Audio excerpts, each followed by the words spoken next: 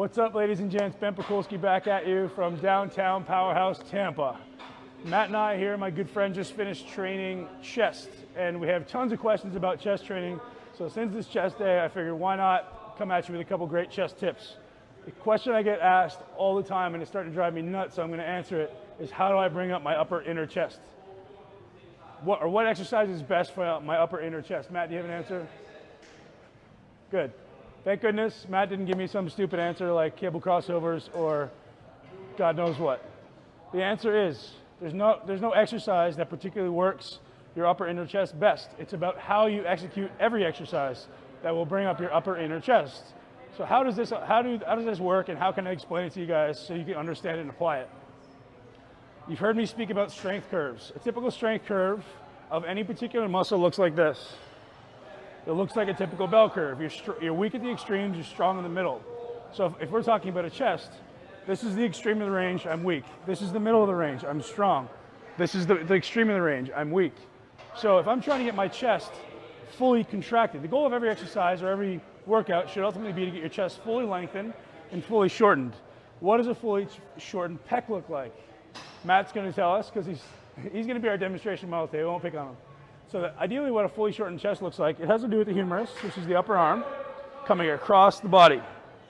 Okay, so if I bring my humerus as far across the body as I can, as far as I can go. So that is a fully shortened pec. So if you guys do that at home right now, you can feel that. It's pretty short, you got a pretty good contraction. Now if I were to use a dumbbell laying on my back, and I was exactly laying on my back like this, where's the dumbbell going to be exerting force? This way. So there's no more tension on my pec. So in reality, for me to hit my pec in this position, the force angle has to be going this way. So the best way for me to do that is, the best way for me to demonstrate that anyways, is like this. So for me to get a fully shortened pec, that's a fully shortened pec under tension. Whereas if I'm going this way, there's no tension. Because that tension, well, there may be a little bit with a cable. With a dumbbell, there certainly isn't any.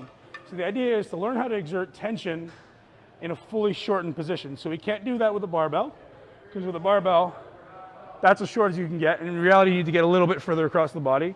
We can't really do that with a dumbbell. We may be able to do it with flies, and I'll show a variation now of Matt with the flies. We need a training partner for this one. So Matt, jump on your back, grab those dumbbells. So if you want to work your upper chest, you do this on an incline. If you just want to work your inner chest, or at least get it more short, this is what you're going to do. So Matt's going to do a fly. Go through a normal range. As he comes to the top, he's going to think about squeezing his elbows together, not the dumbbells. First of all, go ahead, Matt, keep squeezing, keep squeezing, keep squeezing, keep squeezing. Right there, you can see he's got a good contraction. We're going to do that again. Now this time is where the force of the training partner is going to come in. Matt's going to keep squeezing his elbows together. Keep squeezing, pull those dumbbells right together. Pull the dumbbells right together, pull the dumbbells right together. Touch them, touch them, touch them. Now resist, resist. Good, good, now down, back down. Good, so what we're doing is we're applying just a little bit of tension in the middle of that range. Touch your dumbbells, touch your dumbbells, touch your dumbbells, resist. Good, and back, and up. Touch them, touch them, touch them, touch them, touch them, touch them, touch them. Elbows, elbows, elbows, elbows. Good, and down. Let's do that again. I'm going to push from his elbows this time. Go. Push, push, push, push, push your elbows, push your elbows, push your elbows, touch your elbows together. Touch your dumbbells together. Come on, go. Attaboy. Good. So, just lay down, man. So under normal circumstance, if Matt were to do a fly, the force of the dumbbell or any resistance given by the dumbbell actually stops right here. So if you're looking at it, because it's directly above his shoulder, if his hands are outside of his shoulders, there's tension on his chest. If his hands come inside of his shoulders, there's no more tension on his chest because all the weight is essentially pulling him this way. So these muscles have to contract to resist. So if we want to try to create more tension in the middle, we have to create that tension manually, or that's good, man. Or we have to create that tension with cables or with bands, resistance bands or something like that, which is why you see us working with bands very, very often. So that's a huge question we get all the time. How do I bring up my inner chest? You can't. You have to learn to contract that muscle maximally. Get it really short. Cable crossovers, pec decks. Squeeze here. Elbows, not like this. See the difference? Relative position of my humerus here, even though my hands are touching, versus that. My pecs are a lot more contracted there than they are there.